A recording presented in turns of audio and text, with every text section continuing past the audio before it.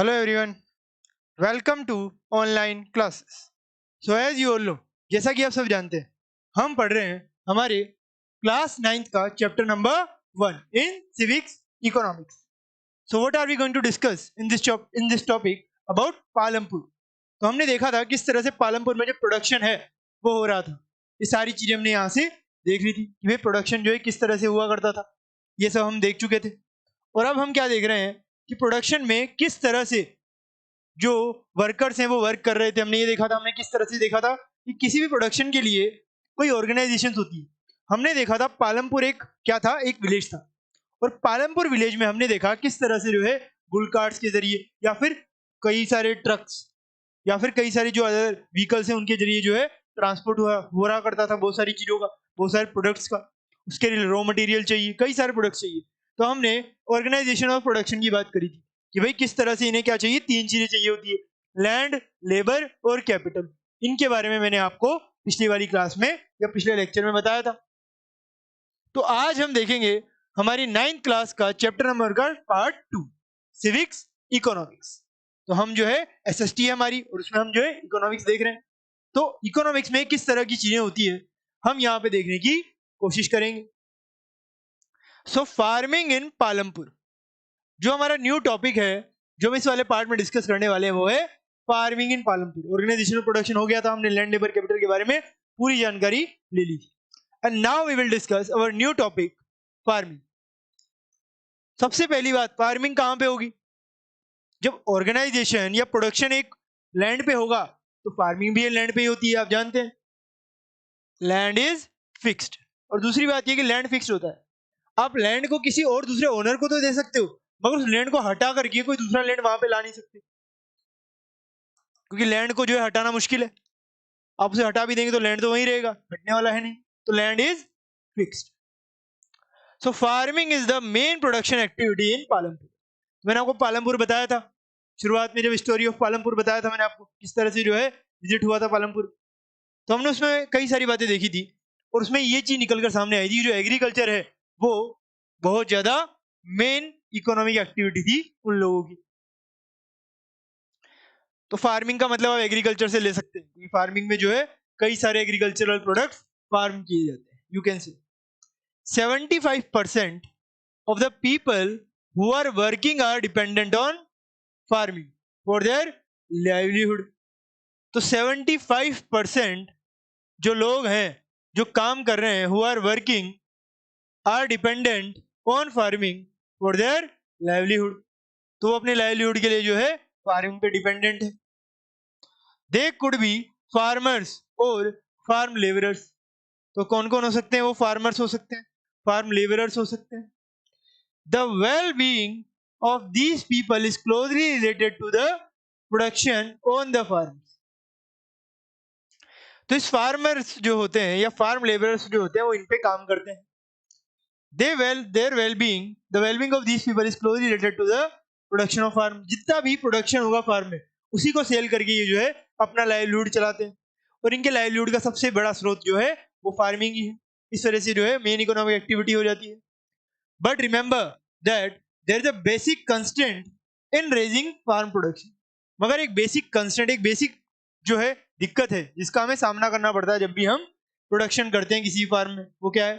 But remember that there is a basic constant. क्या है constant? वही वो ये है, land area under cultivation is practically fixed. कि भाई जहां पे कल्टीवेशन हो सकता है वो लैंड एरिया फिक्स्ड है. ये सबसे बड़ी प्रॉब्लम की कंस्टेंट है, बाधा है, यू कैन से. अब सिंस 1960 आप जानते हैं आजादी को सिर्फ और सिर्फ 13-14 साल हुए थे उस समय. इन पालमपुर की बात हो रही है यहाँ पे. In Palampur there has been no expansion in land area. कोई एक्सपेंशन नहीं हुआ in land area under cultivation. So cultivation में जो है लैंड एरिया में इतना ज्यादा एक्सपेंशन आपको देखने को नहीं मिलेगा, क्योंकि ज्यादातर जो है फ्रेगमेंटेड हो जाता था लैंड एरिया में. तो by then some of the wastelands in the village had been converted to cultivable land. जब एक्सपेंशन होता था तो क्या करते थे कि भाई कल्टीवेशन करना है तो ऐसे लैंड में जहां पे कभी कल्टीवेशन नहीं किया उसमें भी वो कल्टीवेबल लैंड बना देंगे. There exists no further scope to increase farm production by bringing new land under cultivation. कि भाई सिर्फ एक ही तरीका है कल्टीवेशन बढ़ाने का उस समय, यही था। वो क्या था? वो यही था कि भाई किसी भी हालत में हमें जो है ये सारी चीजें करनी है, प्रोडक्शन बढ़ाना है, उसके लिए लैंड लेना पड़ेगा और उसमें उगाना पड़ेगा, और कोई चारा नहीं है हमारे पास। और कुछ टाइम पे जो है इकोनॉमिकली तो हम डेवलप हुए भी नहीं थे, और हमारे पास टेक्नोलॉजी की भी कमी थी, क्योंकि अभी सिर्फ 12-14 साल हुए हैं आजादी को। अब यहाँ पे देखिए, यहाँ पे एक बॉक्स है, ये पर्पल बॉक्स है, इसमें कुछ दिया हुआ है। Let's see what it is. The standard unit of measuring land is hectare. आप जानते हैं किसी भी लैंड को हेक्टेयर में आप मेजर करते हैं। दो in the villages you may find land area being discussed in local units such as bigha, guintha. इसमें कई सारे 10 बीघा खेत है, 4 बीघा खेत है, तो ये सब जो क्या है गांव में भाषा बोली जाती है। 1 हेक्टेयर जो है इक्वल्स होता है the area of a square. 1 hectare जो है वो 1 स्क्वायर के एरिया के बराबर होता है, with one side measuring 100 metres.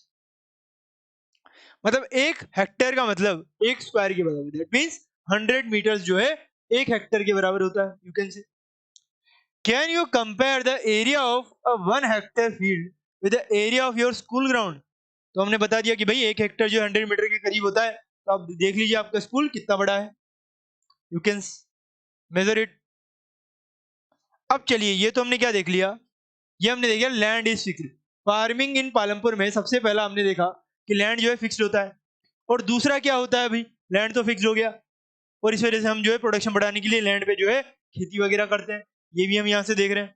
अब चलिए आगे चलते हैं, और कौन कौन सी बातें करी गई है यहाँ पे। Is there a way one can grow more from the same land. क्या कोई तरीका है जिसकी वजह से हम और ज्यादा लैंड और अच्छी तरह से जो है ग्रो कर सकें, बहुत ज्यादा हमें क्रॉप्स मिले एक लैंड से। तो क्या क्या तरीके हैं वो। In the kind of crops grown and facilities available. तो जिस तरह की क्रॉप्स पालमपुर में उगाई जाती है और फैसिलिटीज वहां पे अवेलेबल है, Palampur would resemble a village of the western part of the state of Uttar Pradesh. कि भाई ये एक western part of the state जो उत्तर प्रदेश है वो है, वो अच्छी तरह बेटर हो सकता है अगर कुछ बेटर किया जाए तो। All land is cultivated in Palampur. क्योंकि देखिए आप यूपी का एरिया है तो वैसे ही फर्टाइल होगा, यहाँ पे रिवर्स की कमी नहीं है, पानी की कमी नहीं है, मगर फर्टाइल लैंड है और लेबर भी है, चीप लेबर तो है ही इंडिया में। No land is left ideal. कोई भी लैंड जो है आइडियल नहीं रखा गया। कहाँ पे? पालमपुर में। ड्यूरिंग द रेनी सीजन, जब बारिश होती है तो खरीफ ये जो फार्मर्स हैं ग्रो ज्वार एंड बाजरा। वो क्या ग्रो करते हैं भाई? ज्वार भी ग्रो करते हैं और बाजरा भी ग्रो करते हैं। These plants are used as cattle feed. इनको कैसे यूज किया जाता है? एज कैटल फीड यूज किया जाता है। It is followed by cultivation of potato between October and December. तो अक्टूबर और दिसंबर के बीच में जो है पोटैटो को क्या किया जाता है भाई? कल्टीवेट किया जाता है। इन द विंटर सीजन अगर हम देखें, रबी का जो सीजन है, fields are sown with wheat. Field जो है कैसे? वीट जो है ना उसमें हो जाती है। So in the winter season fields are sown with wheat.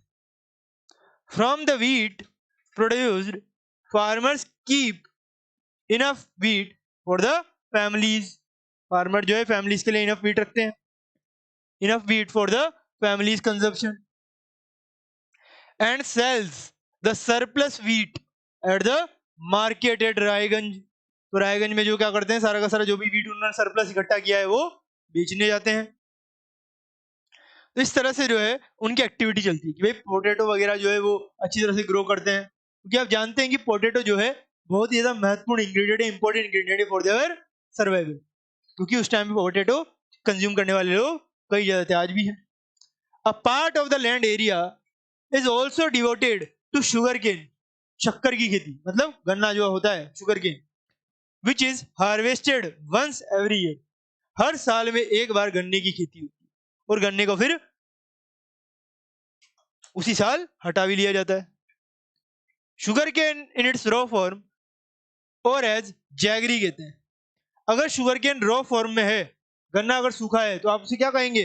Jaggery कहेंगे। क्या कहेंगे? Jaggery. Is sold to traders in shop.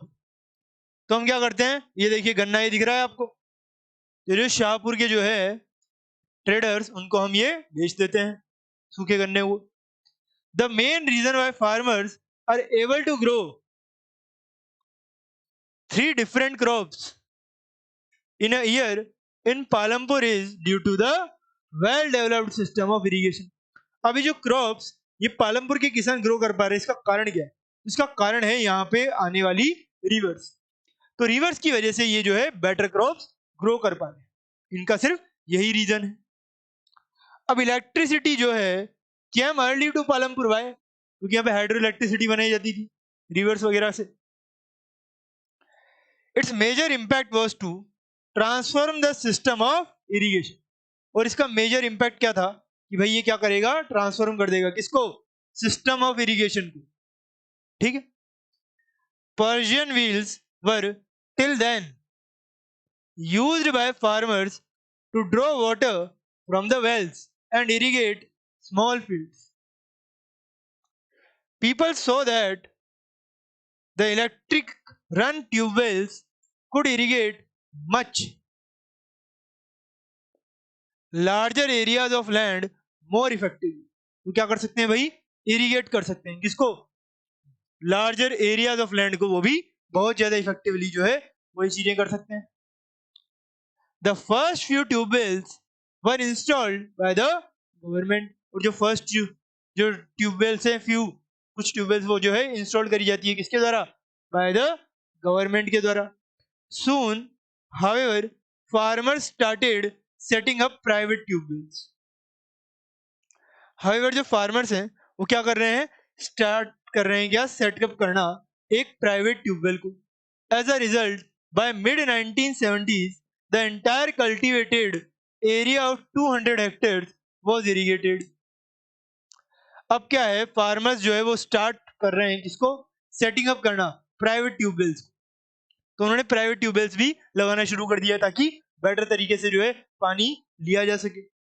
As a result 1970s तक क्या हुआ, 200 हेक्टेयर्स ऑफ जो हमारा लैंड था वो इरिगेट हो सका, क्योंकि हमने जमीन से पानी निकाला, ग्राउंड वाटर जो है उसका इरिगेशन किया हमने। तो ये आप यहां से देख सकते हैं किस तरह से जो है हम हमारी जो फार्मिंग है वो कर रहे हैं। पालमपुर में भी हमने देखा किस तरह से हो रही है। अब यहाँ पे कुछ पर्पल बॉक्स में दिया है, let's see. Not all villages in India have such high levels of irrigation. तो जो इस तरह से हाई लेवल ऑफ इरिगेशन या पालमपुर में हो रहा है, सारे स्टेट्स में इंडिया के ये ऐसा नहीं होता है, या विलेजेस में जो इंडिया के सारे हैं उनमें ऐसा नहीं होता है। Apart from the riverine plains, जो रिवराइन प्लेन्स होते हैं उनके अलावा coastal regions in our country are well irrigated. तो जो कोस्टल रीजन है हमारी कंट्री में वो भी जो है बहुत ज्यादा वेल इरिगेटेड है। इन कॉन्ट्रास्ट अगर हम देखें इसके अलावा, plateau regions such as the Deccan plateau have low levels of irrigation. और अगर हम कॉन्ट्रास्ट में देखें तो जो प्लेट्यू रीजन है जैसे कि डेक्कन प्लेट्यू है, have low levels of irrigation, में क्या है, लो लेवल्स ऑफ इरिगेशन आपको देखने को मिलेगा। Of the total cultivated area in the country a little less than 40% is irrigated even today. तो जो हमारा जो कल्टिवेबल एरिया है कि भाई जहां पे हम खेती कर सकते हैं, मगर हम कर कितने पे रहे हैं, 40% एरिया पे खेती कर रहे हैं। मतलब अभी 60% एरिया हम खाली छोड़ रहे हैं, मतलब वहां पे खेती नहीं कर रहे हैं, कुछ और हो रहा होगा। In the remaining areas farming is largely dependent on rainfall.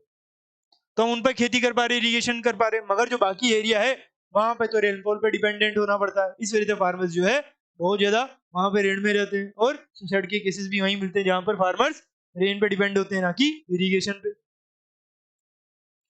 तो हमने इंडिया की बात कर ली। अब to grow more than one crop on a piece of land, एक लैंड पे एक से ज्यादा क्रॉप्स आप डेवलप कर रहे हो during the year is known as multiple crop.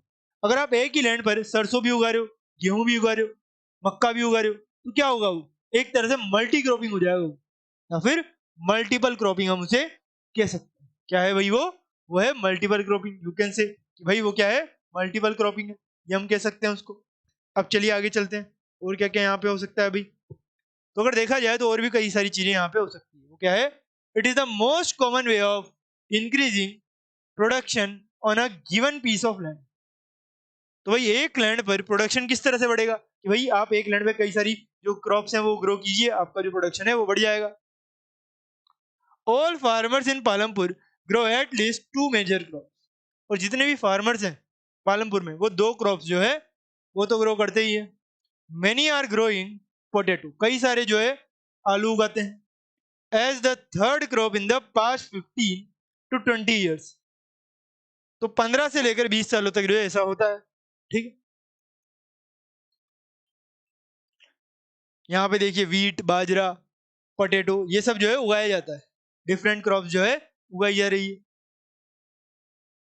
अब यहाँ पे देखिए cultivated area over the years कितना बड़ा है। कल्टीवेटेड एरिया जो है 1950 में जब हमारा आज़ादी हुआ था, हमें संविधान मिला था, उस टाइम पे देखें 132 जो है कल्टीवेटेड एरिया था, बहुत कम एरिया था जो हम कल्टीवेशन करते थे, बाकी पे रेन पे डिपेंड होना पड़ता था। फिर हमें थोड़ा डेवलप्ड हुए और 186 में आ गए, क्या आ गए 186।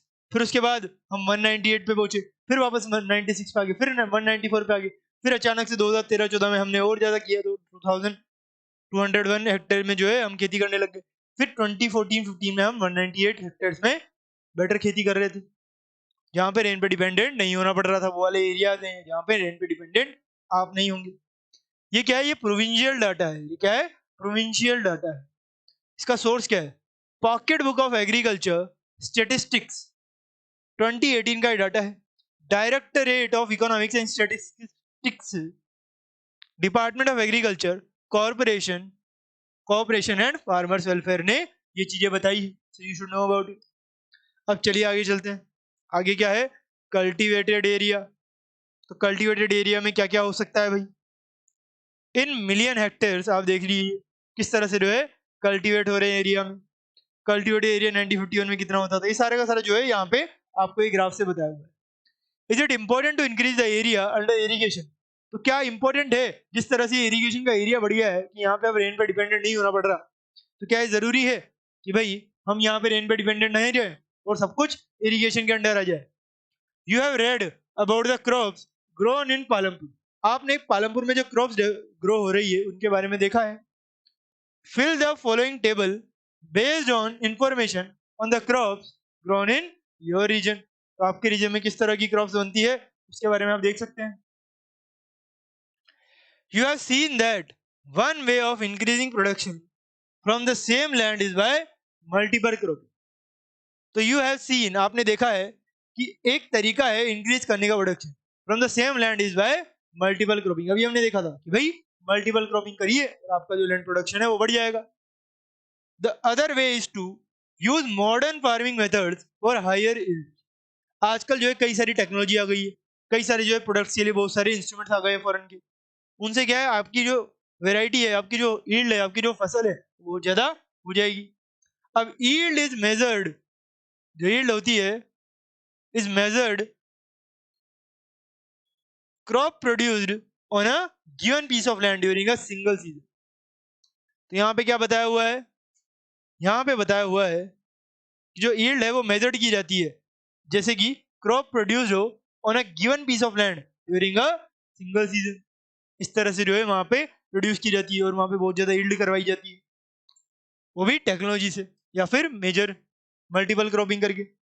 अब टिल द मिड 1960s, जब 1960s के मिड पे पहुंचे हम 1965 के करीब तक, the seeds used in cultivation were traditional ones with relatively low yields. जब 1960s के बीच में मध्य में थे तब तक हमने टेक्नोलॉजी जो है अडोप्ट नहीं की थी। तो हम क्या कर रहे थे उस समय, हम उस समय जो है हमारे जो ट्रेडिशनल मेथड्स हैं उन्हीं से अपना एग्रीकल्चर कर रहे थे। इस वजह से हमारी जो प्रोडक्शन है वो हमेशा से कम होती थी। हमारी प्रोडक्शन वीट की उस टाइम पे बहुत ज्यादा कम होती थी, फिर बाद में हरित क्रांति आई, बाद में ग्रीन रिवोल्यूशन आया, वो अलग बात है, मगर पहले बहुत ज्यादा कम यील्ड होती थी, कम प्रोडक्शन होता था। Traditional seeds needed less irrigation, और जो ट्रेडिशनल सीड्स होते हैं उन्हें क्या चाहिए, उन्हें लेस इरिगेशन चाहिए होता है। सबसे पहली बात तो ये है। Farmers used cow dung and other natural manure as fertilizers, और जो फार्मर्स हैं वो फर्टिलाइजर को खरीदने के पैसे नहीं है उनके पास, वो क्या करेंगे, वो जो काउ डंग है उसका इस्तेमाल करेंगे, जो नेचुरल फर्टिलाइजर है। ये फर्टिलाइजर आगे रहे क्या, नाइट्रोजन बेस्ड प्रोडक्ट, और वही काउडंग भी है। All these were readily available with the farmers who did not have to buy them, कि भाई उन्हें बाय खरीदने की जरूरत नहीं है, they can use cow dung as a fertilizer. So we can say farmers are using all these things for a better thing, क्योंकि इससे उनकी क्या होगी, जो ईल्ड है वो बढ़ती रहेगी। The green revolution in the late 1960s, कब, जब नेम जो 1960s में क्या हुआ था कि वहां पे एग्रीकल्चर धीरे धीरे डेवलप हो रहा था, उस टाइम पे इंडस्ट्रीज भी आ गई थी, क्योंकि हमारा जो फर्स्ट 5 ईयर प्लान था उनमें हमने इंडस्ट्रीज को इंट्रोड्यूस किया था। The green revolution in the late 1960s introduce the Indian farmer to cultivation of wheat and rice using high yielding varieties of seeds. कई सारी हाई यील्डिंग वेराइटी सीड्स जो है आने लग गए थे, पूरे वर्ल्ड में आने लग गए थे, क्योंकि उस टाइम पे फूड शॉर्टेज बहुत होती थी। तो उन्होंने, कई सारे साइंटिस्ट ने ऐसी ऐसी वेराइटीज बनाई जो हाई यील्ड देगी। तो उनको फिर गवर्नमेंट ने देख लिया कि भाई हमें इनको प्रमोट करना चाहिए। क्यों? क्योंकि हमारी इंडिया की पॉपुलेशन वैसे उस टाइम पे तो कम थी, मगर अब ज्यादा है। तो उस टाइम पे भी सोचा गया कि भाई यील्ड को बढ़ाने के लिए कुछ ना कुछ तो करना पड़ेगा, क्योंकि कुछ तो हमें एक्सपोर्ट भी करना है, कुछ कंज्यूम भी करना है। So compare to the traditional seeds, the HYV highly yielding varieties seeds promise to produce much greater amounts of grain on a single plant. तो जो HYV है, हाई यील्डिंग वेराइटीज है, वो क्या प्रोड्यूस करती हैं, वो ज्यादा अमाउंट में यील्ड प्रोड्यूस करती है, वो भी एक सिंगल प्लांट में। एज अ रिजल्ट, और इस रिजल्ट की वजह से, क्योंकि प्रोडक्शन ज्यादा हो रहा है, the same piece of land would now produce far larger quantities of food grains than was possible earlier. तो हम पहले जो उगाते थे वो बहुत कम होता था, और आजकल हम जो उगा रहे हैं वो बहुत ही ज्यादा होता है। HYV highly yielding varieties seeds जो है, however needed plenty of water and also chemical fertilizers and pesticides to produce best results. You can say these things can happen. ठीक है, अब चलिए आगे चलते हैं। पेस्टिसाइड्स वगैरह जो है वो भी जरूरी है, क्योंकि जो कीड़े होते हैं, पेस्ट होते हैं, कीटनाशक डालते हैं, तो उनके लिए भी पैसे चाहिए उनको। तो ये सारी चीजें जो है उन्हें चाहिए, तब जाकर ही वो बेटर प्रोड्यूस कर पाएंगे।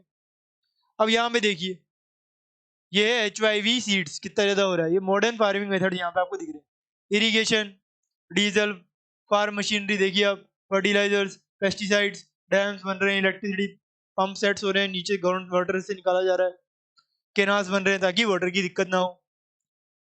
सो ये मॉडर्न फार्मिंग मेथड्स हैं। आपसे बोला जाए कि भाई जो मॉडर्न फार्मिंग मेथड्स है वो कौन से हैं, तो आप क्या बताएंगे? तो मॉडर्न फार्मिंग मेथड्स हैं fertilizers, pesticides, dams, irrigation, electricity pump sets, canal, farm machinery और diesel.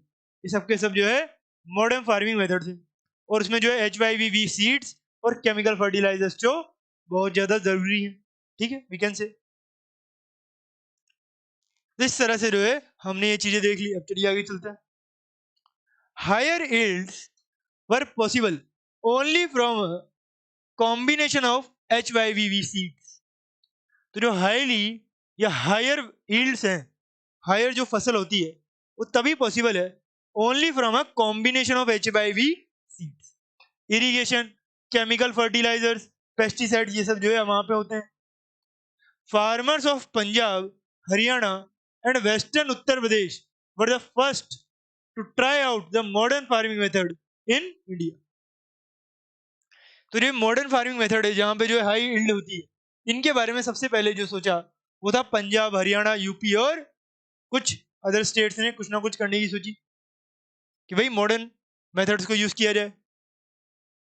The farmers in this region set up tubewells for the irrigation and made use of HYV seeds. तो जितने भी HYV seeds हैं उनका जो है क्या करने लगे, उनका जो यूज वगैरह करने लग गए थे वो, और केमिकल फर्टिलाइजर्स का यूज करने लग गए एंड पेस्टिसाइड्स का फार्मिंग में। इससे जो है उनकी यील्ड बढ़ेगी। अब some of them bought farm machinery bought करी, ट्रैक्टर्स बॉट किए, थ्रेशर्स मंगाए उन्होंने, प्लगिंग करना शुरू किया, हार्वेस्टिंग किया। इससे जो हार्वेस्टिंग भी फास्टर हो गई क्योंकि मशीनें आ गई थी। They were rewarded with high yields of wheat. और ये सारा इन्वेस्टमेंट करने के बाद उन्हें आखिरकार हाई यील्ड मिल ही गई प्रोडक्शन की, व्हीट वगैरह हाईली प्रोड्यूस हो गया। अभी जो बाकी चीजें कि भाई पालमपुर में व्हीट किस तरह ग्रोन होती थी, उसके बाद suggested activity, let's do something, ये जो भी चीजें हैं वो हम देखेंगे हमारे नेक्स्ट पार्ट। तब तक के लिए thank you very much, have a nice day.